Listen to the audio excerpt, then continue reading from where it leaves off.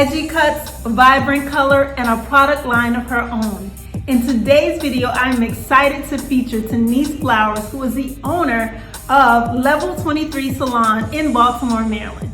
And if you're looking for content that will give you real talk with real professionals sharing their real life experiences, you are in the right place, the Salon Chat. These features are designed to help educate you, inspire you, and transform your life, your business, and your brand in the salon industry. If you are loving our content, make sure that you like this video and also subscribe to our channel so that you can be notified when we release new content every single Wednesday. So let's take a look to see what's going on today in our virtual salon, the Salon Chat.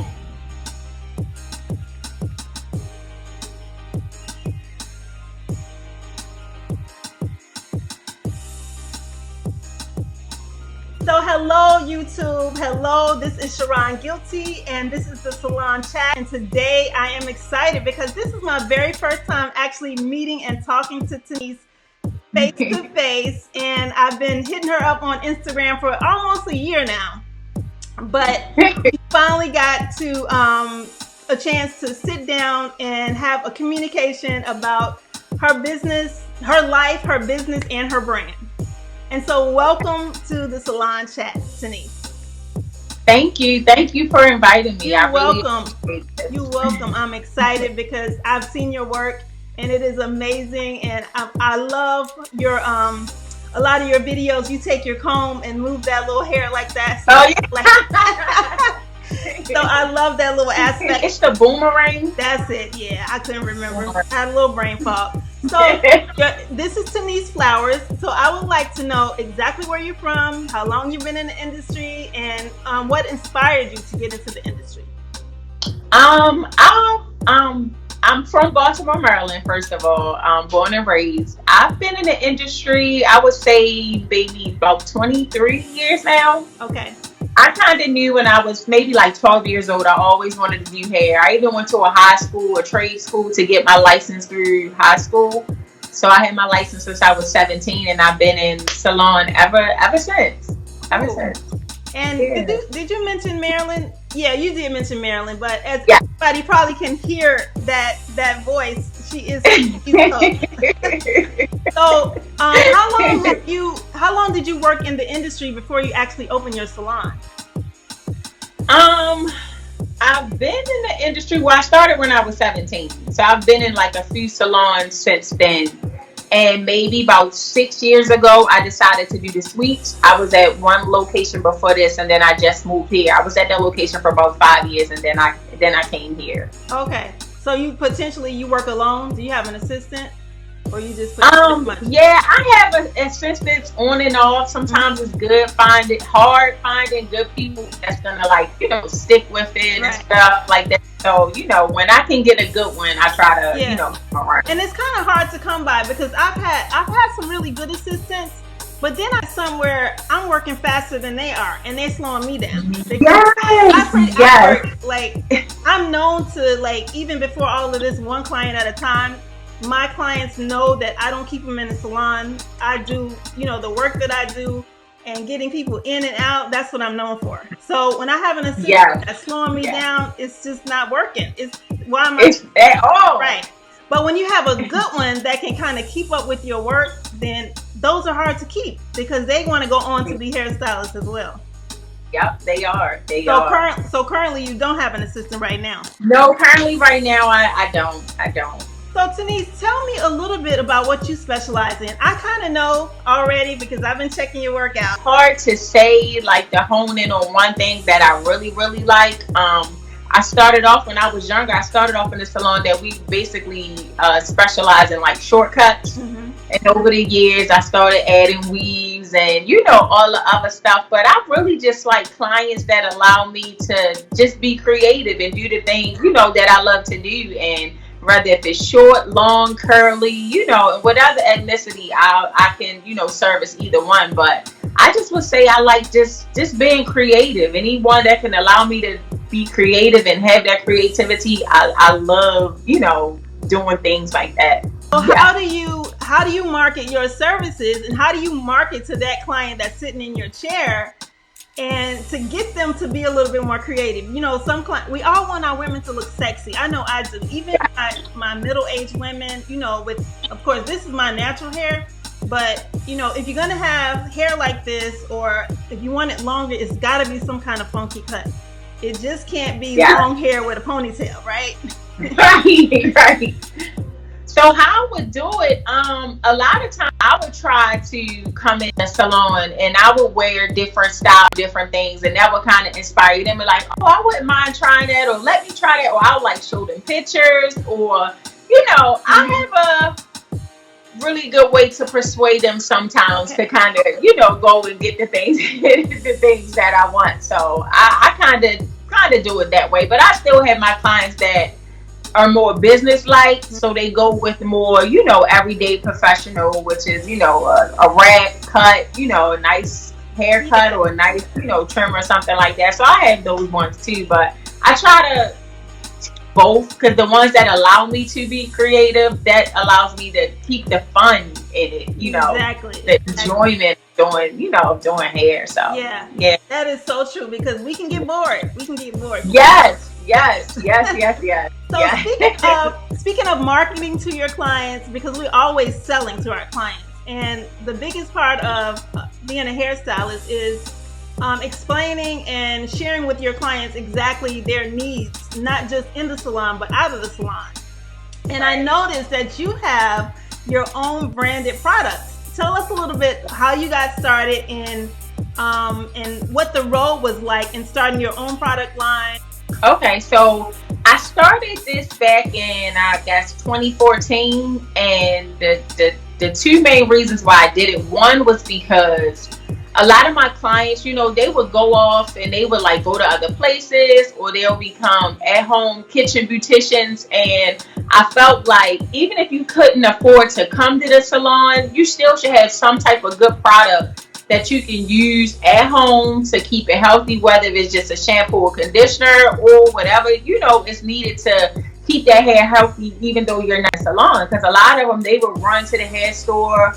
They were famous for buying like olive oil or cream in nature or whatever they find, you know, under the cabinet to use in their hair. And I'm like, what, you know, what are you using? And the thing was, when they come back, now I have to charge more, because now we have to bring the hair, you know, back to life. So, you know, that was one of the reasons that I just wanted my clients to have something in their hands that they have access to be able to, you know, do at home, even if you couldn't afford to come to the salon. And my other reason was, even back then, I was always trying to think ahead.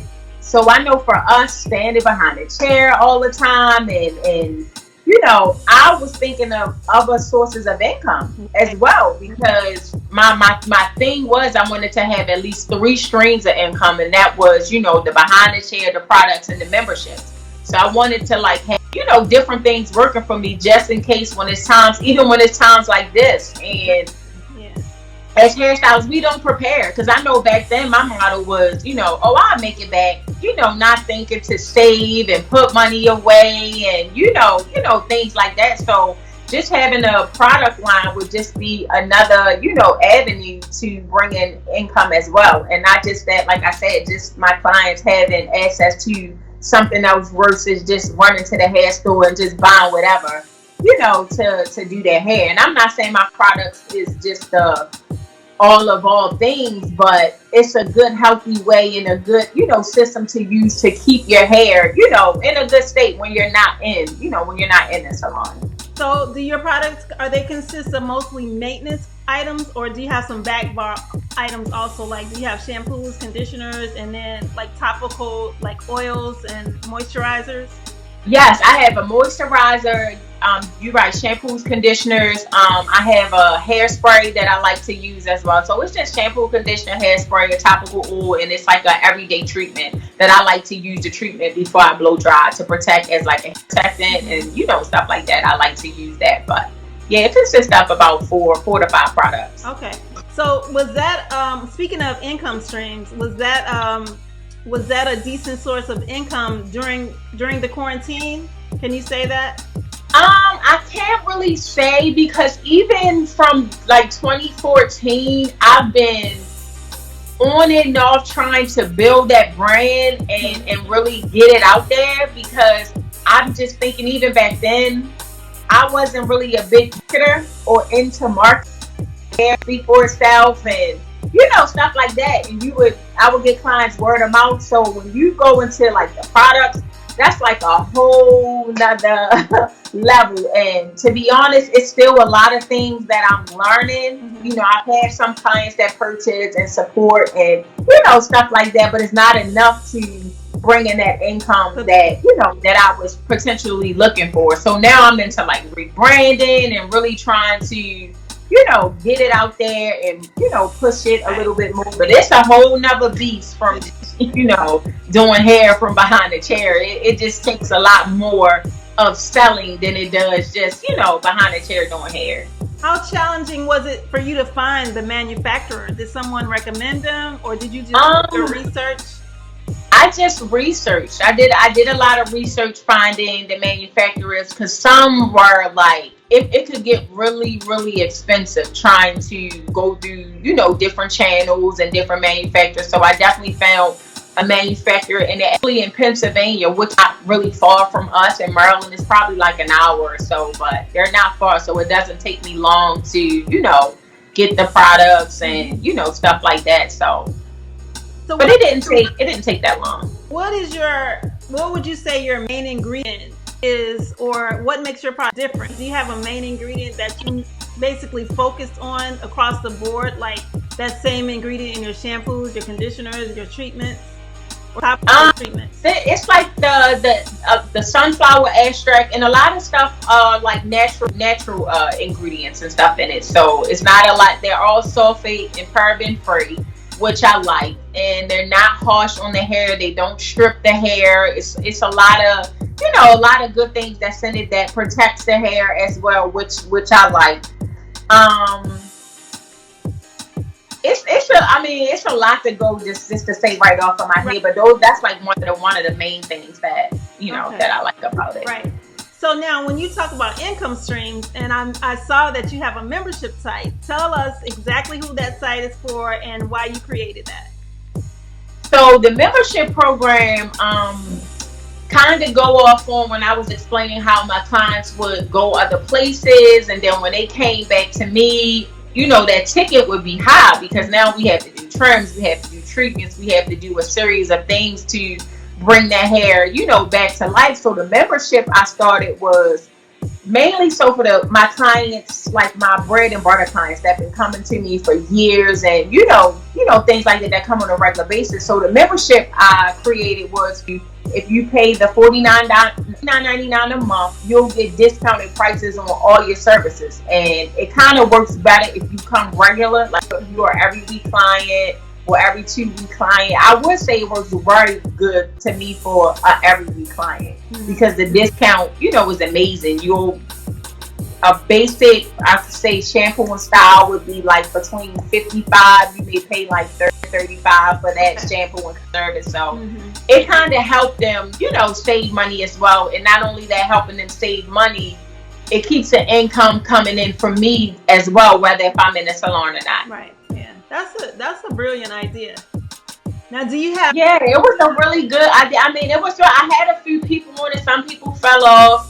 That's with everything going on as well. Some people wasn't on it. I want to push that again as well too. But it definitely was a good idea. Like I said, to try to help them save money and not having that ticket be as high. Now, I didn't want to seem overpriced, but still want to appeal to make it affordable to people that still wanted to come, on a regular ticket. They hear that. Now, do you have something like a private group set up for them, or where you come in and you talk to them about their hair or answer any questions, or is just the membership and then the discount services? It was the membership and discount service. When I do events, because I would do it each year, and I would have them have discounted prices on the event and the price as well. By me having a suite, it's always kind of like a one-on-one feel, with me.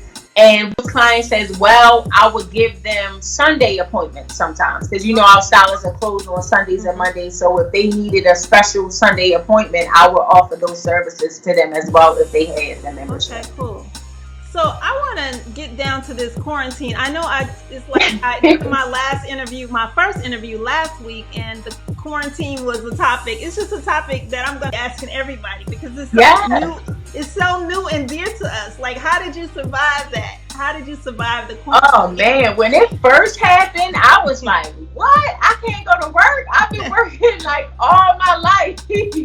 But the good part about it during the quarantine, I learned how to take better care of myself because doing this and behind the chair, like I wasn't eating. I mean, the salon was like my life. Work every day. I was missing out on so many things. So now I got to like spend more time with my family, rebranding my business, and learning how to budget and save more. I mean, because like in this industry, it's fast money and you're not thinking about long-term things all the time. So I was able to, just set some things aside and just put things in perspective. And the biggest thing I can say during this quarantine is just learning how to take better care of me. Because it's like when you're in the service business, you always servicing other people and making sure they're good and they're okay. And I'm always neglecting myself. So now I've been like catching up on some rest, drinking some water, watching TV. I mean, some just normal things that I didn't get to do. And it felt good. I mean, it felt good. I'm kind of glad that I got a break because I feel like, the blessing in all of this, nobody ever gets to get a break like this. Because it's always on the go. And it's like you had a chance to really get your house in order, clean out the closet, I mean, just whatever it is that you needed to do. So I kind of enjoyed the quarantine. I mean, it's scary going out knowing that you can catch something, you could potentially die. But the other part of it is, like I said, I got to take care of myself and spend time with my family and just to put my business in perspective again, Because I always talk about working on your business as opposed to working in your business. And I think so many hairstylists like work 80%, and that's a high number, but I really believe, like, I haven't done any study or any research, but I know enough hairstylists to know 80% is working in your business and 20% is working on your business. Because a few people that I've coached over this pandemic during the quarantine, they all started their own website. I'm like, now you start your own website. I'm like, I'm telling them, like, forever, Instagram is just not the end all be all. You need a more personalized. And when I went to their websites, I could relate to them even more on a personal level. And it's just like the high tech. That's the first thing your clients see before they come to you, other than your Instagram. And it's just much better when you have a personalized effect, and then your clients are like, oh, okay, I know a little bit more about her before I go in and see her. So when we're talking about like social media and your website, I checked out your website. It's very professional. Thank you. What percentage of your clientele over the years, because I know mine was built basically on referrals. So over the years, a lot of mine was built on referrals as well. But back when I was doing like the product line and everything, I've been had like a website. I even had an app back then. I just never had the marketing behind it to really put it out there. But I always try to have, something like that people can reference to, because people do. The newer clients that I'm getting now, they'll say, oh, I checked out your website and everything looked professional. And, those are like the first things they'll say. So I'm like, that website is very, very important, because I was never like the times when I started, we didn't have a lot of social media and this and that. Like I said, your work was what kind of spoke for you. So even the social media, that's still kind of new thing to me. Like, I try to be on there a little more. It's not as consistent as I want it to be, but the times we're living in, it's just like everything is like social media now. So it's like you gotta kind of get with the times and do what needs to be done. But I always try to just think ahead and think beyond what we're doing, because we're in a whole different time. Even getting adjusted to that is like so how did you I'm thinking about all of the salon, I don't want to say salon quarantine, but the new normal in the salon, how did you get that all together? And this is your first week back. This is my first week back. How has that been working for you? Oh my gosh. I had to come down and, sanitize everything, make sure everything is in place. And the mask, I'm not gonna lie, this is the new norm, but I cannot breathe in those masks. Every 5 minutes, I'm like talking, I'm catching the breath, so it's a big adjustment trying to, get to everything. It is different, but now it's just, even though, I try to schedule my clients, and like you said, I'm an in and out person too. I don't play to sitting for hours in the salon. And when I was in school, my teacher told me time is money, and that always stuck in my head. So me getting people in and out was never an issue, but just making sure I'm scheduling them far out enough where though I don't have people, just sitting in here. I'm doing one at a time. And this is the comfortability too, that, to make them feel safe as well. So I try to schedule where I'm just doing one at a time. Keeping it that way. What I noticed being back, because I've been scheduling the same way, and I've been writing some big tickets too. I'm like, I like it. Because my thing is, during that time, that's why I created a speed styling system, because, a lot of stylists are not used to doing one client at a time, and they don't really know how to market the services that you can have those base price services, but then you need some add-ons too, because these people needed a lot of work. These clients, they needed a lot of work when they came back. Yes, they do. The services were taking a lot longer than normal, so I would have to call a client and say, okay, I'm running about 15 minutes behind. Sometimes they arrive on time, but they're respectful because they know I don't have them waiting. But yeah, that whole service thing with all these different services that they needed in addition. But what I like to do, because with the speed styling system, the very first step is make sure you vet your client, because getting them to know exactly what they need before they come in. Now we really have to know what they need before they come in, and also getting in your mind exactly what services you want to upgrade them to as well. If they need a moisturizing treatment, if they need, their ends reshaped, if they need a gloss for their color, for their hair. So how did you adjust to that aspect of it, and knowing exactly what they needed before they came in this week, since it is your first week back? Yeah, since it was my first week back, like you said, I've been doing, just going back on the forth of the phone, just letting me know kind of exactly what you need. And, we know if you need a relaxer. Most of my clients, I've been doing them for a while, so I kind of know that kind of what they need, already what they need. So it gives me an eye to know exactly. So they may say relaxer, but when they get in here, I'm going to know they need color, they're going to need trim. Yeah. So I'll just try to add some extra minutes to give myself, you know what I mean? And not only that, they haven't seen you. So it's like you talking, you getting that in there. So I'll try, allow an extra 30 minutes just for those, little things in between too. Because I noticed this week I had a client, we haven't seen each other in a while, and we just got to talking, and I'm looking at the time like, oh wow, I have another client, so I don't want to seem like I'm rushing them out, or that I don't appreciate the the talks and the business. But you have to keep that in consideration too, being as though what we going through. So now, being as though we have to schedule them out like this, I can't do as many a day as I did before. I try to space it out just to give, everybody time and me time until I can get back into, the swing of things. Because it's different. It's different. It is. It's different. So I'm really thinking about those stylists who are used to having 3 and 4 and 5 people sitting there at one time, and charging a little bit of money, and having to take that one person, that I call it the new exclusivity model, because it's exclusive. It's one client at a time.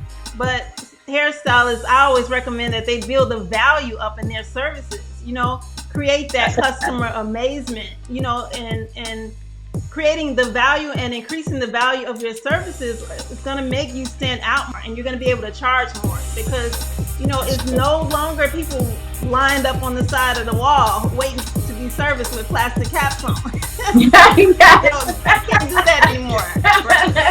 Right. One thing I did want to ask you, if you could give the listening audience a bit of advice as to how to start their own product line, like just maybe something what to do and something what not to do. I would say,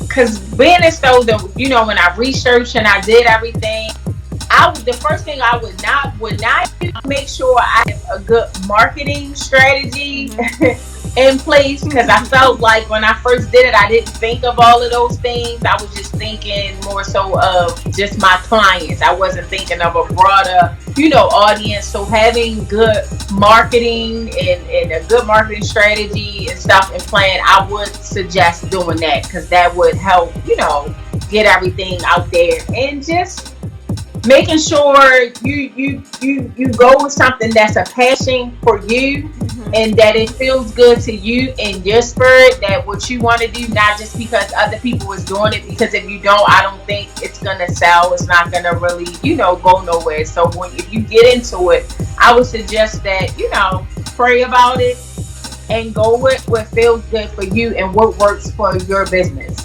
That's what I would say. Okay, cool. So, lastly, what are some of your future goals in the industry? Future goals, I want to say financial freedom is one. It is one bigger one, but eventually I hope I could take, some younger students just under my wing and just teach them and guide them and, show them a better way. Hopefully, if I expand, I'll have them, help with the business and just things of that nature. But right now I'm just still trying to figure it all out. It has been a great pleasure talking to you, and just to learn more about you, and just been watching your work. Just one thing about what color product line do you use? What product line do you use for color? For color, I use Paul Mitchell, I use the Kenra, the Piranha, and I've tried, what is that? Joico. I tried a few things from them as well. So those are the couple brands, that I like. Yeah, that's my color line, Joico. I love Joico. You like Joico too? Yeah. I color a lot of these heads, gray hair. I used to color mine until I cut it off last September.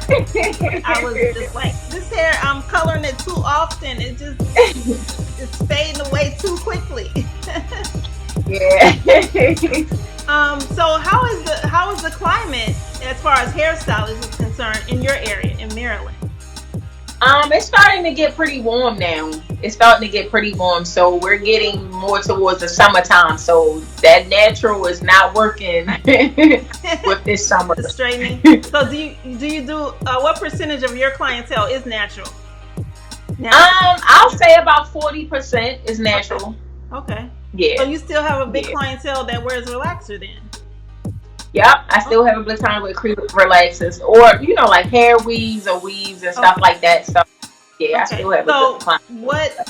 How do you keep the relaxer heads healthy when you create color looks for them?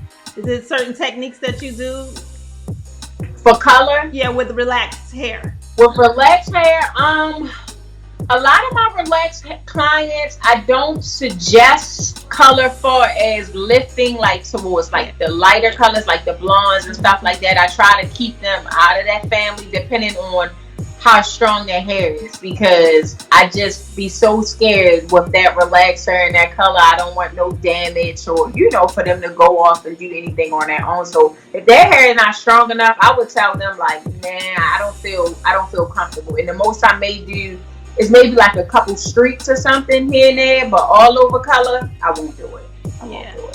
Maybe some balayage closer to the ends of the hair. Yeah, closer to the ends, nowhere near the roots, so I'm able to still, when it's time for give them a touch up. a little taste of it. And just a little taste. I'll give them a few, highlights. So like you said, highlights here and there, but we ain't doing no all over colors with the relaxer. So I ain't doing it. What's one thing that you would share to a listening audience of newbie hairstylists?